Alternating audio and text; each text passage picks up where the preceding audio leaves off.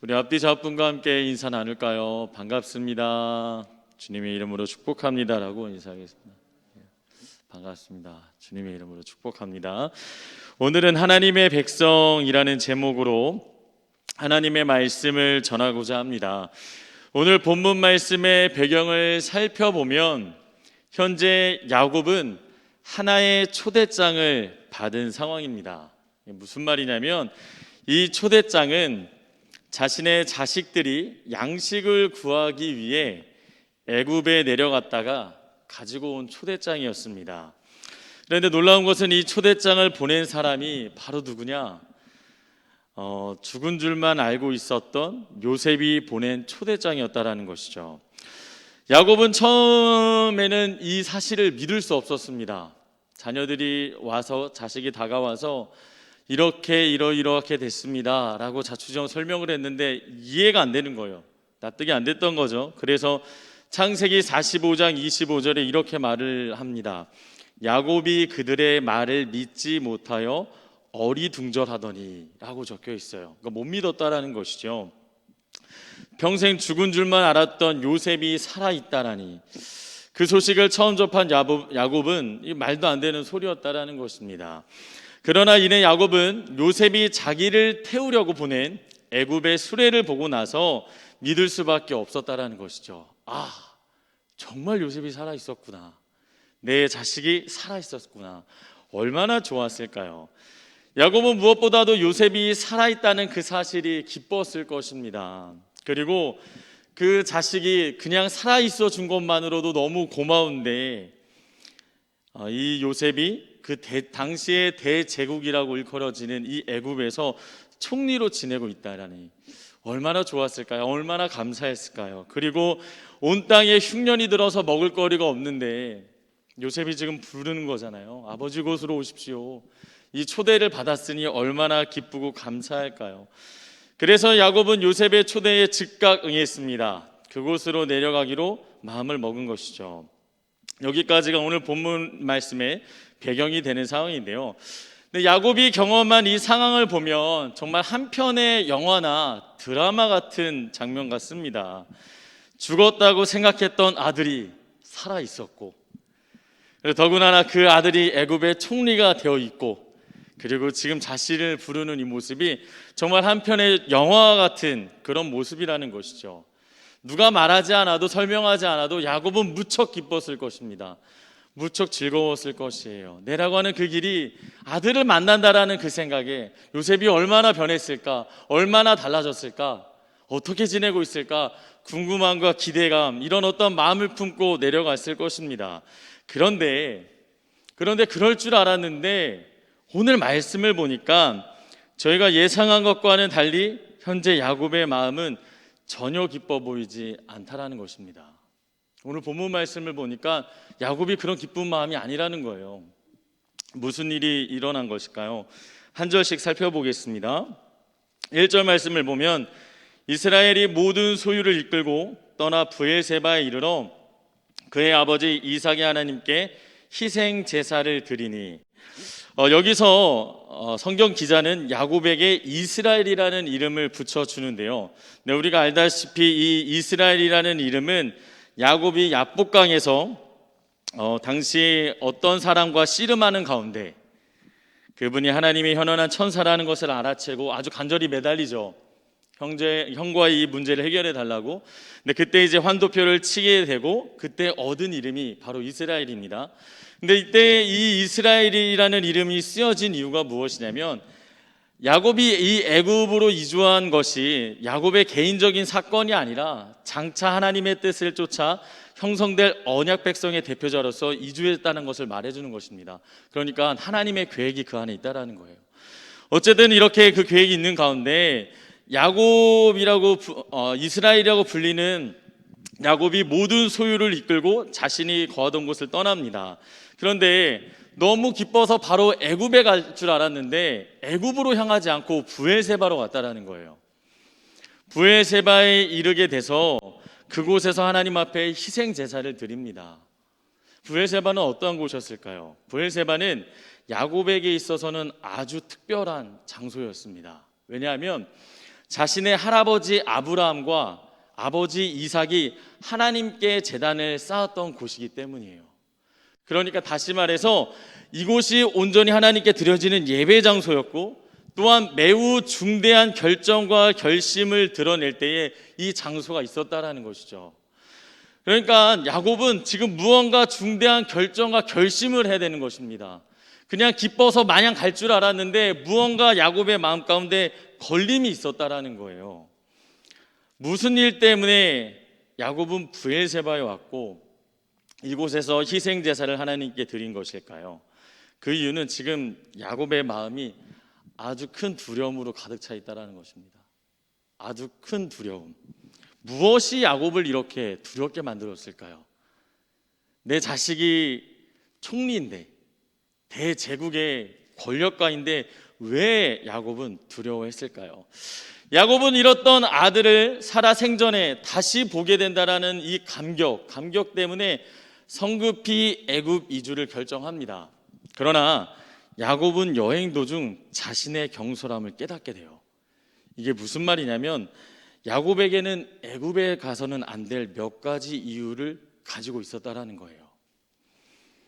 왜 가서는 안 될까요? 그 이유가 무엇일까요? 먼저는 애굽은 할아버지 아브라함이 큰 위험에 빠질 뻔했던 곳이기 때문입니다. 사라를 바로 왕에게 넘기고 자신을 살고자 그 일로 인해서 바로가 그 가정이 큰 위기를 맞게 되죠. 어쨌든 이런 우여곡절 끝에 애굽을 나오게 됐는데 그런 문제가 있던 장소였어요. 다음으로는 애굽은 하나님께서 그의 아버지 이삭에게 아예 가지 말라고 이주를 금지시켰던 곳이라는 거예요. 창세기 26장 2절 말씀에 여호와께서 이삭에게 나타나 이르시되 애굽으로 내려가지 말고 내가 내게 지시하는 땅에 거주하라.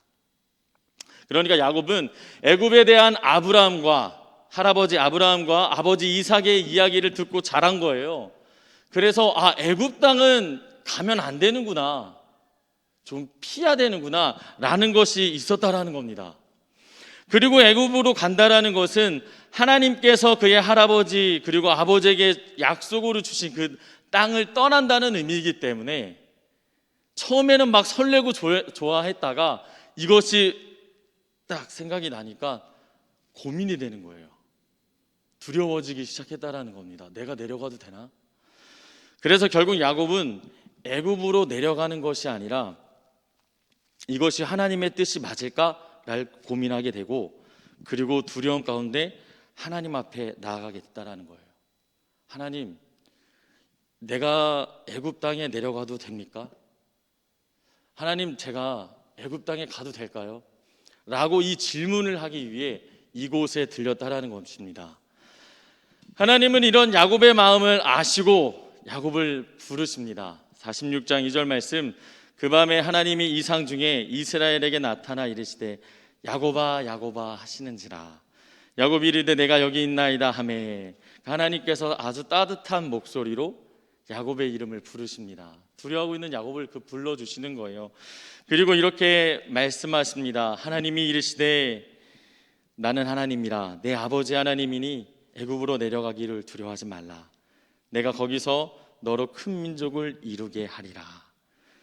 하나님께서는 야곱에게 두려워하지 말라고 위로하십니다. 너희 할아버지와 아버지 때는 안 되는 거였지만 내가 너와 함께 할 테니 내려가라. 그리고 하나님께서는 함께 할 것과 더불어서 네가 다시 올라올 것이다. 그리고 요셉이 너의 눈을 감기리라라는 약속을 더불어 허락하십니다.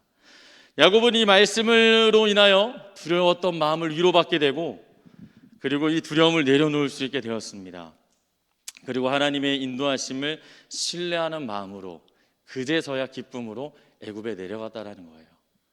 그러니까 단순히 그냥 왜 두려워했지가 아니라 그럴 만한 이유가 있었고, 또한 이 두려움이 변하여서 기쁨으로 변할 만한 이유가 야곱에게 있었다라는 것입니다.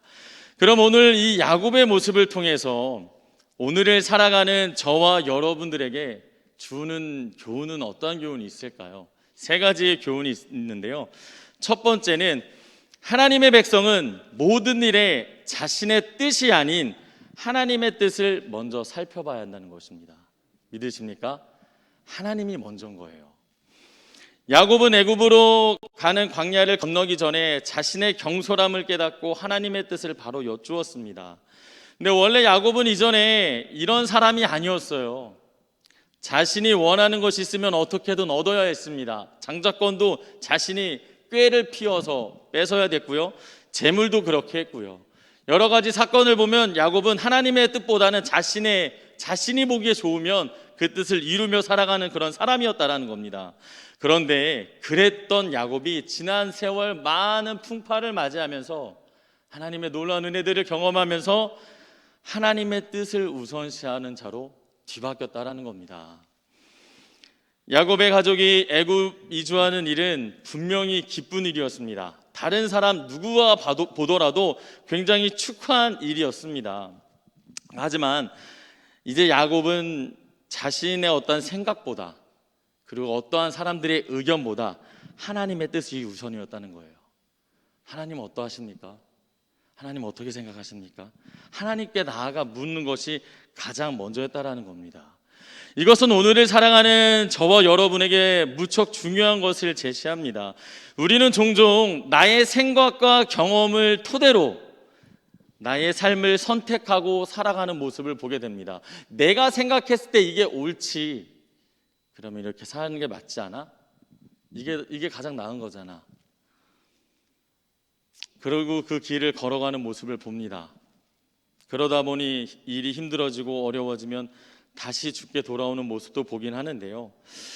그러나 하나님의 백성은 무엇보다도 매 순간 하나님의 뜻이 무엇인지를 살피는 게 굉장히 중요해요. 내가 생각하기에 좋은 것, 내가 생각하기에 알맞은 게 먼저가 아니라 하나님의 뜻이 늘 먼저가 돼야 된다는 것입니다. 하나님의 백성은 이게 무척 중요하다는 거예요. 하나님의 백성답게 살아간다는 것은 내 뜻이 아닌 하나님의 뜻을 늘 우선으로 하는 삶이라는 겁니다. 그렇게 사는 여러분 되기를 주님의 이름으로 축복합니다. 늘 끊임없이 하나님의 뜻을 먼저 물어보세요. 아무리 좋은 일이 있어도, 아무리 괜찮은 것이 내 앞에 펼쳐져 있어도 그것이 하나님의 도움 없이는 나에게 독이 될 수 있으니 무조건 물어보십시오. 하나님의 뜻은 무엇입니까? 늘 아뢰십시오. 그러한 삶이 우리에게 필요하다는 것입니다. 그리고 여기서 명심해야 될 것이 또 한 가지 있는데요.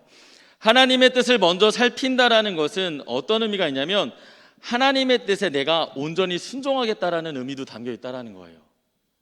그러니까 하나님의 뜻을 구했고 하나님의 뜻을 알게 됐을 때 그것이 내가 원하는 방향이 아니어도 순종할 준비를 하라는 겁니다. 야곱은 만약 하나님께서 애굽 이주를 금하셨다라면 아마 당장 이주를 포기할 각오가 되어 있었을 것입니다. 그러니까 고민하고 그곳에서 예배를 드렸죠. 그런 결단과 각오가 있었다라는 겁니다. 하나님의 뜻보다 더 중요한 것이 없음을 오랜 세월을 통해 깨달았다는 것이죠. 저와 여러분도 마찬가지입니다. 하나님의 뜻을 물어보고 매 순간 여쭈어보고 그것에 예민하게 반응하고 또한 온전히 순종할 수 있기를 주님의 이름으로 축복합니다. 하나님의 뜻이 먼저예요. 그리고 그것에 순종하는 사람이 하나님이 기뻐하시는 백성이라는 것입니다. 그 사실을 기억하는 여러분 되기를 바랍니다. 다음으로 본문 말씀이 오늘을 살아가는 저와 여러분에게 주는 교훈은 무엇이 있을까요? 두 번째는 하나님의 백성은 두려움이 엄습할 때 먼저 하나님께 나아가야 된다는 거예요. 두려움이 엄습할 때 자신의 경솔함을 깨달은 야곱은 아주 두려운 마음을 가지고 있었습니다. 그리고 그 마음을 가지고 하나님께 나아갔어요. 여기서 중요한 것은 야곱이 이 두려움에 쌓여 있을 때에 아내라든가 자식이라든가 누군가 의지할 대상을 찾거나 하지 않았다라는 겁니다. 이 두려운 마음을 해결할 어떠한 사람에게 목매어 있지 않다라는 거예요. 이 두려움이 그에게 자리 잡고 있었을 때 그는 하나님께 먼저 나아갔다라는 겁니다. 그리고 나서 야곱에게 어떠한 변화가 있죠? 위로를 얻게 되고 이 두려움이 사라졌다라는 거예요. 2절 말씀에 어떠한가? 하나님께서는 야곱을 구체적으로 어떻게 위로하십니까? 2절 말씀을 보니까 하나님께서는 자신에게 나온 야곱에게 이렇게 부르십니다. 야곱아, 야곱아라고 부르세요. 여기서 하나님이 야곱을 이스라엘이 아니라 야곱으로 부르신 이유가 있는데요. 여기서 야곱이라는 야곱으로 부르신 그 이유, 그 의미가 무엇이냐면 이 말씀은 과거로부터 내가 너를 알았다라는 의미예요. 야곱아, 과거로부터 내가 너를 알았다. 그리고 지금도 너와 함께한다. 그리고 미래와 앞으로도 동일한 애정과 사랑으로 너와 함께 하실 것이다 라고 말하는 것이죠. 다시 말해서 하나님께서는 야곱에게, 야곱아, 이 말의 의미가 내가 과거에 너와 함께 했었고 함께 했고 그리고 내가 지금도 함께 하고 있으며 앞으로도 내가 함께 할 것이니 두려워하지 말라라고 이야기해 주셨다라는 거예요. 하나님은 이렇게 확신을 주셨다라는 겁니다. 하나님은 과거에 역사하셨고 지금도 역사하고 계시고 앞으로도 역사하실 것이라는 그 믿음을 주셨다라는 거예요. 그러니까 평안할 수밖에 없다라는 겁니다. 또 하나님은 어떻게 위로하십니까? 하나님은 야곱이라는 이름을 한 번만 부르지 않아요. 2번 불렀다라는 것은 그를 아주 특별하게 대했다라는 겁니다. 야곱아, 야곱아, 아주 특별하게 여기고 있었다라는 거예요. 또한 하나님은 어떻게 위로하십니까? 두려워하지 말라, 이 말씀. 이게 언어를 살펴보면 이게 강력한 어떤 명령조의 말이 아니에요. 부모가 자식에게 아주 편안하게 이야기하듯 정말 편안한 목소리로 이야기하는 겁니다. 두려워하지 마라, 두려워하지 마라, 내가 너와 함께 하겠다라고 말씀하고 있다라는 것이죠. 하나님의 백성으로 이 땅을 살아가다 보면 저와 여러분들은 때로는 두려움에 사로잡힐 때가 있음을 발견합니다. 우리 안에 두려움이 사로잡히는 이유는 매우 다양해요. 재물 때문에 그럴 때도 있고, 건강 때문에 그럴 때도 있고, 관계가 어려워서 그럴 수도 있고, 취업 때문에, 다양한 이유로 우리 안에 나도 모르는 순간 두려움이 사로잡히는 그 순간이 발생합니다. 그런데 많은 사람들이 하나님 앞에 그 마음을 가지고 나아가기에 앞서 사람을 찾는 경우가 있다라는 거예요. 누군가 내 마음에 공감해 줄 사람, 이해해 줄 사람, 뭔가 조언해 줄 사람, 격려해 줄 사람을 찾는데요, 물론 중요합니다. 그런 사람들 있으면 좋죠. 그런데 하나님의 백성이라면 하나님께 먼저 기도하십시오. 내 마음이 두렵다면, 내 마음에 내가 생각하지 않은 이 부정적인 생각과 어려움이 자리 잡고 있다라면 결국 그 문제를 온전히 해결하시는 하나님께 나아가는 것이 지혜로운 것입니다. 그 하나님께 나아가 평안을 구하고 위로를 얻는 여러분 되기를 주님의 이름으로 축복합니다. 두려움이 안 생길 수 없죠. 염려와 근심이 어떻게 안 생깁니까? 다 그런 것이 생길 수 있습니다. 그러나 다른 데서 해결하려는 것이 아니라 주님 앞에 나아가면 됩니다.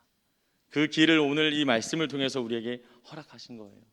그러니까 여러분이 오늘 이 순간부터 혹 두려움이 여러분 가운데 있다면 이 순간부터 하나님 앞에 기도함으로 나아가십시오. 그래서 참된 위로와 평안함을 경험하기를 주님의 이름으로 축복합니다. 마지막으로 본문 말씀이 오늘을 살아가는 저와 여러분에게 주는 교훈은 어떤 교훈이 있을까요? 세 번째는 하나님의 백성은 하나님의 인도하심 그 자체를 신뢰해야 된다는 거예요. 하나님은 하나님의 백성의 삶을 인도하시는 분임을 우리는 기억해야 합니다.